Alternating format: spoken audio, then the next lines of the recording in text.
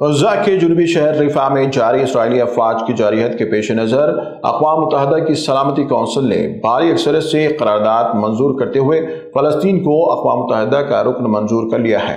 فلسطین کی اقوام متحدہ میں بحیثیت رکن کی قرارداد کی منظوری یقیناً ایک تاریخی فیصلہ قرار دیا جا سکتا ہے۔ اس قرارداد کی تائید میں 143 ووٹ ڈالے گئے، جبکہ امریکہ، اسرائیل اور دیگر 9 ممالک نے اس کی مخالفت میں ووٹ ڈالے۔ فی الحال فلسطین کو مکمل طور رکنیت کا حق حاصل نہیں رہے گا، لیکن اقوام متحدہ سے وہ وابستگی کا اہل رہے گا۔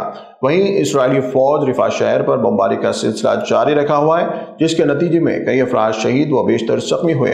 واضح ہے کہ 7 اکتوبر سے تاحال اسرائیلی بربریت میں تقریباً 40,000 افراد جس میں معصوم بچے اور خواتین شہید ہوئے ہیں اور زخمیوں کی تعداد لاکھوں تک پہنچ چکی ہے۔ میڈیا رپورٹس کے مطابق طبی سہولیات کی شدید قلت کا سامنا ہے۔